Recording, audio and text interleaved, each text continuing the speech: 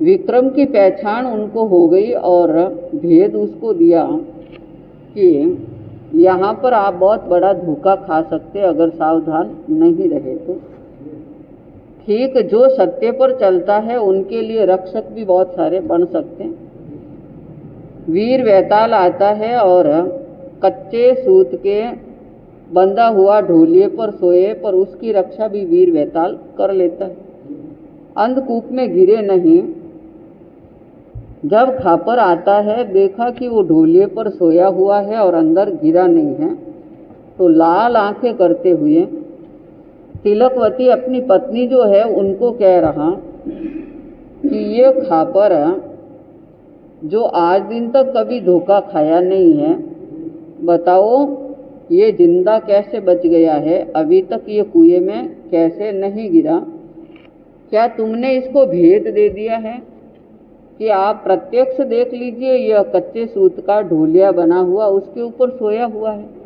जैसा आपने कहा वैसा काम मैंने कर दिया, जैसा जैसा संदेश जो संकेत करते वही काम मैंने किया है और बड़े स्नेह से इनको भोजन कराया और बड़े स्नेह से ढोलिए पर सुला दिया। अब ये इसके अंदर नहीं गिरा तो इसका मेरा क्या दोष हो सकता है? मैं नहीं मानो बात साच झूठ क्यों बक रही, क्या लगता वो तो ये बोल पाची यही। लागे धर्म रो वीर और जानो नहीं, यो कही मानो नाथ जोर मारो नहीं, हाँ जोर मारो नहीं। मैं झूठ नहीं कह रही, जैसा जैसा कार्य का किया करने का कहा वही किया है। ये ढोलिए पर सोया हुआ है, अब अंदर नहीं गिरा, इसका मैं क्या कर सकती कि नहीं, मैं विश्वास नहीं मान सकता हूँ। लग रहा है कि तुम झूठ बोल रही हो, ये अंदर कैसे नहीं गिरा, बताओ ये तेरे क्या लगता है? ऐसी बात कही तो तिलकवती ने कहा कि आप बोल रहे हो, क्या बोल रहे हो? लगने की बात जो कह रही तो मेरे धर्म का वीर लगता है, और क्या लग सकता है मेरे? इसके अलावा मेरे पास में और कोई जोर नहीं है, जो बात थी वो बात मैंने बता दी है। फिर तिलकवती भी एकदम कई दिनों से घबराई हुई है। अपार दुख देखने वाला जो इंसान होता है, जब अवसर मिलता है तो वो बोले बिना रह नहीं सकता। इन घर में पति आय रति सुख नालियो, मोरा लाल रति सुख नालियो। कर कर के अन्याय पिंड कालो कियो, मोरा लाल पिंड कालो कियो। हे पतिदेव, इस घर में जब से मैं आई हुई हूँ उसके बाद में एक दिन भी सुख के साथ में मैंने व्यतीत नहीं किया। दुख ही दुख यहाँ पर भरा हुआ है और यह अन्याय आप स्वयं तो कर ही रहे और मेरे से भी अन्याय का कार्य करवा रहे। ऐसे अन्याय से मेरी आत्मा को काली करने का काम मैंने जरूर किया है। मैं सरल स्वभाव के साथ में रहने वाली, कपट मेरे दिल में किसी प्रकार का है नहीं, न चित्त में चंचलता है, फिर भी आपको विश्वास नहीं है। एक अपनी नारी का भी विश्वास नहीं है, पत्नी का भी विश्वास नहीं है, तो फिर आप किसका विश्वास जो कर सकते हो? तुम सारी से नहीं नीत काई, दाखो घणो मोरा लाल काई दाखो घणो। चोरा लबारे दोष्ट नार पर नीत को, मोरा लाल नार पर नीत को।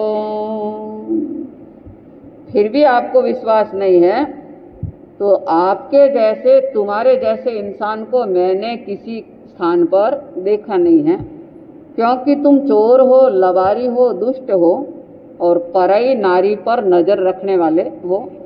सारे दुर्गुण तुम्हारे में भरे हुए हैं और इतने दुर्गुणों को मैंने जीवन में प्रतिदिन मैं जो देख रही हूँ कि कितने दुर्गुणों का कार्य तुम्हारा जो हो रहा, दया का तो नामो निशान तुम्हारे हृदय में भरा हुआ नहीं है, क्योंकि अब उनको विश्वास है कि मेरे को बचाने वाले यहाँ पर जो पहुँच गए हैं।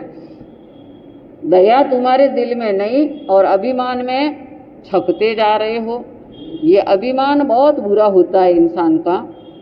धन का अभिमान हो, कुटुंब का अभिमान हो, जाति का अभिमान हो, किसी का भी अभिमान क्यों न हो, अभिमानी इंसान एक दिन नीचे गिर जाता है और सरल इंसान जो होता है वो हमेशा ऊपर बढ़ा हुआ रह सकता है। कि ऐसे दया दिल में नहीं, अभिमान में हमेशा झूलते रह रहे हो।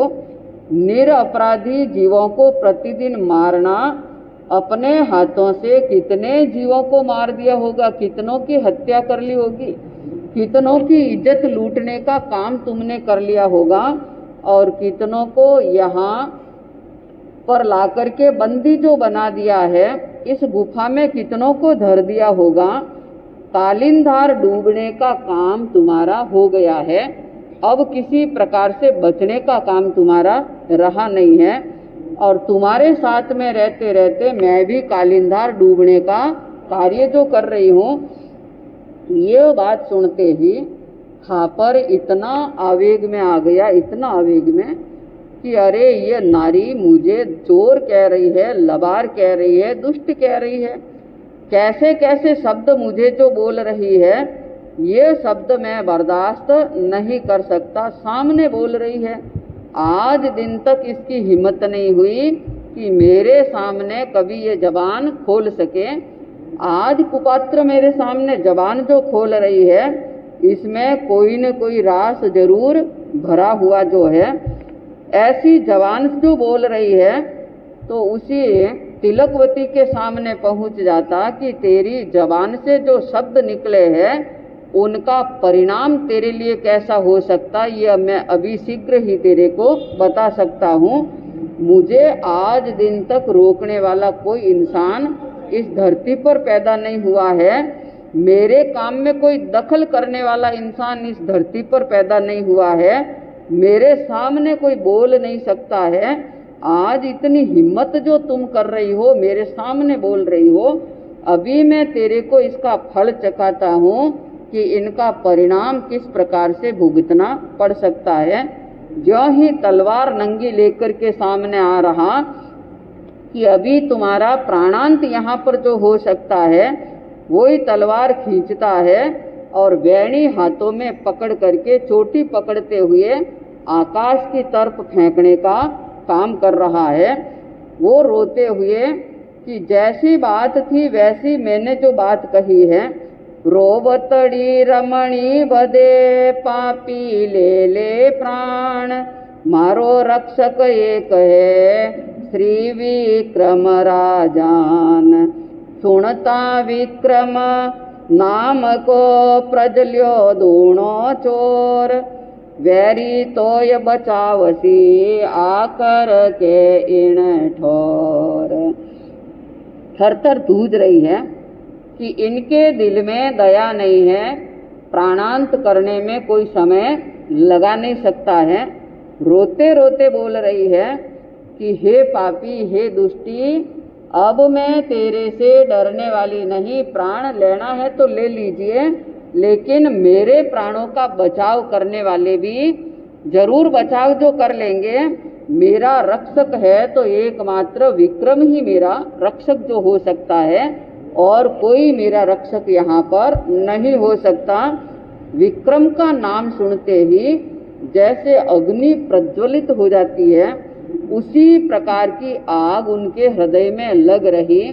इतना क्रोध में प्रज्वलित हो गया है, बेभान हो गया है कि हे पापिन, तुम उन दुष्ट का नाम मेरे सामने जो ले रही हो, ऐसा नाम तुम्हारा लेने की हिम्मत कैसे जो हो गई है। वैरी आकर के तेरे को बचा दे, यहाँ पर वो विक्रम नहीं आ सकता और तेरा बचाव यहाँ पर अब नहीं हो सकता है। पग झाली फेंकी आकाशे, पाछा पड़ता झेली रे, पाछे पड़ता झेली रे। विक्रम उठ्यो धायो दसमस, पर दुख काटण बेली रे। मामाय क्या जुलम करो थे, मामी साने मारो रे। लाजन लाया भाणे जारी, थारो धूड़ जमारो रे।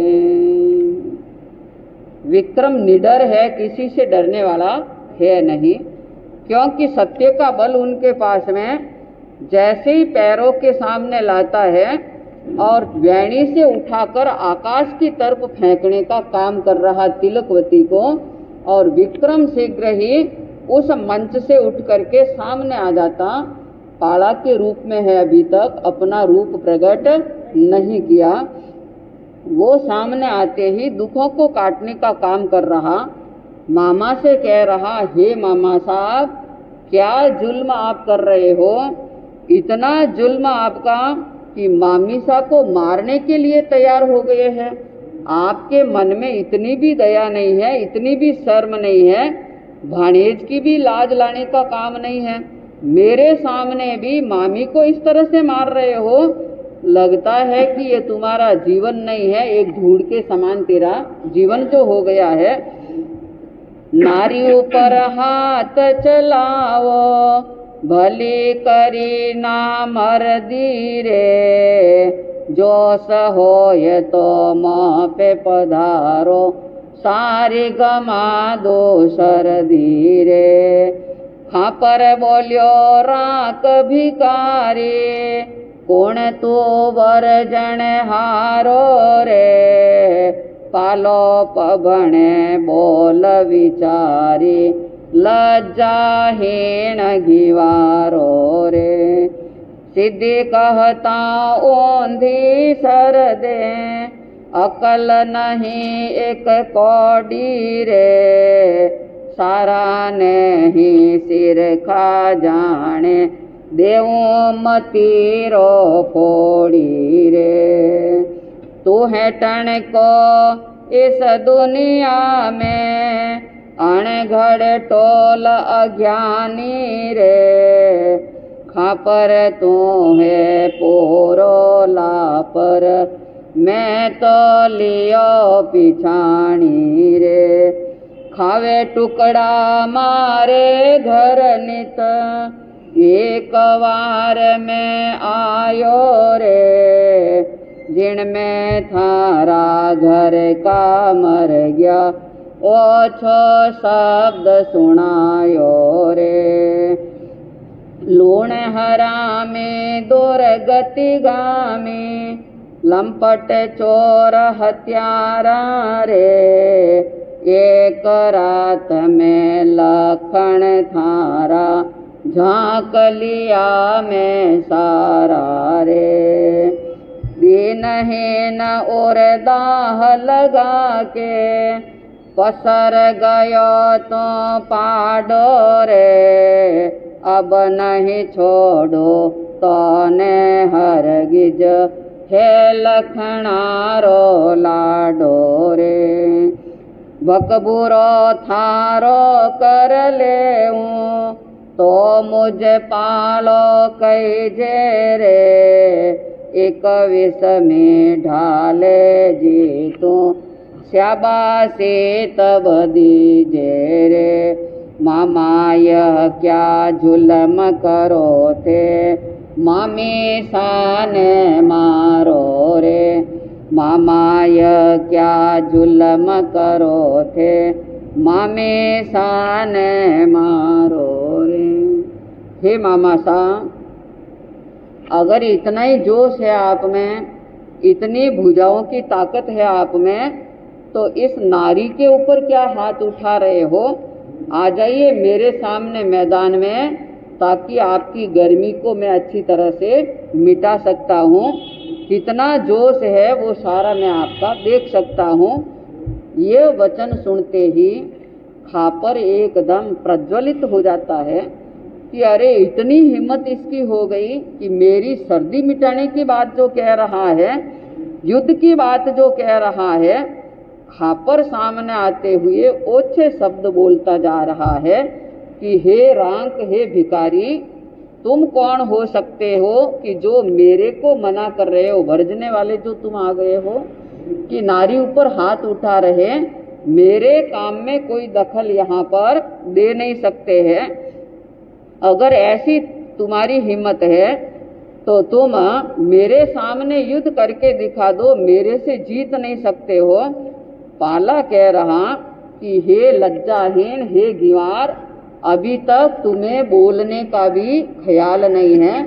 ओछी बात जो तुम मुझे कह रहे हो, सीधी बात कह रहा हूँ कि नारी पर हाथ नहीं उठाना, फिर भी तुम ऐसा अन्याय का कार्य कर रहे, और जब मना करने पर बिना अक्ल की बात तुम मेरे सामने जो कर रहे हो, अगर ऐसा ही है तो आ जाओ मेरे सामने।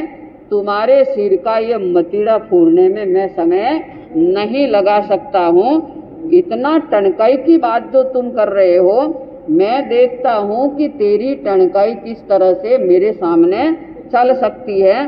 अनगढ़ टोल अज्ञान की तरह बोलते जा रहे, प्रति रात्रि में मेरे घर पर आते हो और मेरे घर के टुकड़े खा रहे हो, मेरे घर पर भोजन करके जा रहे हो, और मुझे ही रंक भिखारी जो तुम कह रहे हो।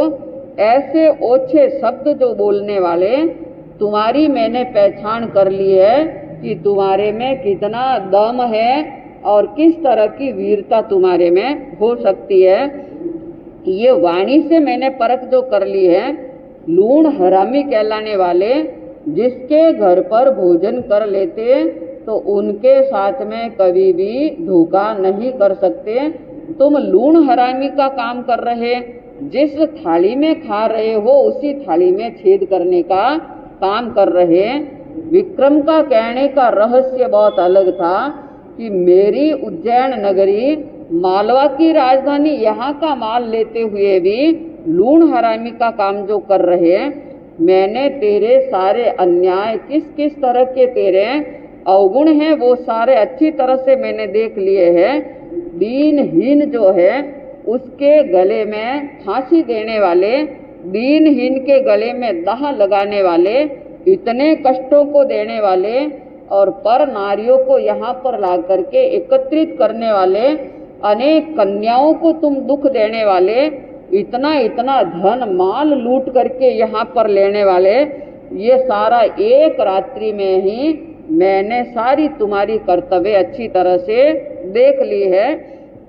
अगर इतना ही जोश है तुम्हारे में तो मैं देखता हूँ कि कौन विजेता प्राप्त कर सकते। आ जाओ सामने, और अभी मैं तेरा भकबूरा करने में समय नहीं लगा सकता हूँ। हार तुम खा जाओगे जब तक मैं तुम्हारे से सामना नहीं कर दूँ और तेरे को नष्ट नहीं कर दूँ। तो मेरे को पाला मत समझना, भाणेज मत समझना, इतना करके ही मैं तेरे को दिखाऊंगा। उसी के बाद तुम मेरे को चाबासी देना, उसके पहले मैं चाबासी लेने वाला नहीं हूँ। ये सुनते सुनते खापर क्रोधाग्नि विशेषी चांद्रिपवच घीय दुगुणी वन्नी पर जले वरणी न जावत जीय दांत पेश भूचरण हण आस्फोटक कर शब्द आयो राजा आसन शैल भयो सब क्षोभ। खापर वचन सुनता है पाला के और क्रोध की अग्नि में इतना प्रज्वलित हो गया कि एक अग्नि जली हुई है, क्रोध में तिल मिला रहा और उसमें घी सींचने का काम पाला के शब्दों का जो हो गया है सामने आ रहा। क्योंकि जो अपना भान भूल जाता है उसको ये पता नहीं रहता कि यहाँ पर मैं हार खा सकता हूँ या मेरी विजेता हो सकती है। क्रोधी इंसान अपने आप का भी नुकसान करके बैठ सकता है, उन्हें किसी प्रकार का ख्याल नहीं रह सकता। ऐसे ही दुगुणे शब्द वो सुनते हुए अग्नि इतनी प्रज्वलित हो गई, उसकी क्रोध का आवेग इतना आ गया है कि दांत पीसते हुए, पैर पटकते हुए और उस भूमि पर ऐसे ऐसे दांत पीस करके आस्फोटक के शब्द निकाल रहा, जोर जोर से घरनाट के शब्द जो निकाल रहा है कि हे पापी दुष्टी, अब मैं तेरे को जिंदा नहीं छोड़ सकता। जो तुमने वचन कहे हैं, तुम्हें पता नहीं है कि खापर की कितनी ताकत है, कितने लंबे हाथ है। आज दिन तक दानव और मानव मेरे साथ में विजेता प्राप्त नहीं कर सके, मेरा पता तक नहीं लगा सके, मेरी विद्याओं को नहीं जान सके, तो तेरी तो क्या हिम्मत है कि तू मेरे साथ में विजेता प्राप्त। जो भी श्रावक होना चाहता है उसकी प्रकृति सौम्य होनी चाहिए।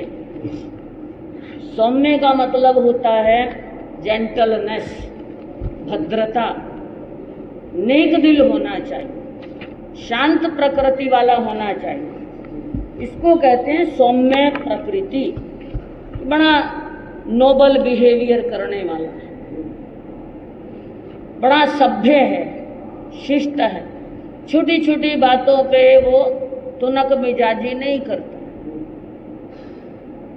छोटा सा नुकसान होने पर वो उफान में नहीं आता, वो सौम्य प्रकृति वाला व्यक्ति होता है। तो ज्ञानियों ने कहा है कि जो व्यक्ति धर्म करना चाहता है, धर्म को धारण करना चाहता है, श्रावकाचार में रमन करना चाहता है, तो उसको पहले अपनी प्रकृति, अपना स्वभाव जो है वो परिवर्तन करना चाहिए। सौम्य होना, शिष्ट होना, शांत प्रकृति वाला होना, क्रोध की किंचित मात्र, लेश मात्र भी उसके अंदर रेखा नहीं रहनी चाहिए। ऐसा नहीं है कि आप अपनी क्रूर प्रकृति के चलते लोगों का नुकसान पहुंचाने का प्रयास करें, या उनके द्वारा अगर कोई थोड़ा बहुत आपका नुकसान हो जाए तो आप मरने मारने पर उतारू हो जाएं, या धमकी देना शुरू कर दें। मान लो एक बहुत बड़ा सेठ है, बहुत बड़ा बंगला बनाया हुआ, तरह तरह के झूमर लटक रहे हैं, 20-20 हजार का एक एक झूमर जो है महल में लगाया हुआ है,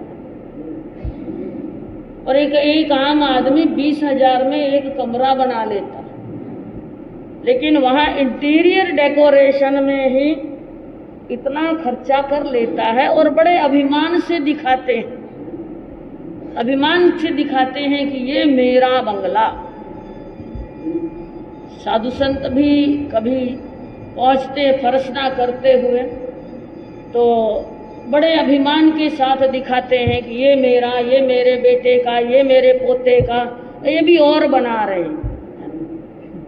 अब इतना नहीं पता कि साधु संत ने तो ऐसे कई बंगले देखे, जहाँ जहाँ भावना होती है वहाँ वहाँ पहुँचते हैं। तो जो सौम्य प्रकृति वाला व्यक्ति होता है, बड़ा शिष्टाचार वाला व्यक्ति होता है, उसमें अभिमान भी नहीं होता, वो अपना प्रदर्शन नहीं करता है। अभी सेठ जी की बात सुन रहे थे, सेठ जी के एक कक्ष में 20,000 का झूमर लटक रहा था। सेठ जी ने देखा थोड़ी धूल आ गई है, अपने सेवक को कहा कि साफ कर दो। वो साफ करते करते पता नहीं कहाँ कमजोरी थी, कहाँ फॉल्ट था, वो झूमर नीचे गिर गए, टूट गया, कांच बिखर गया।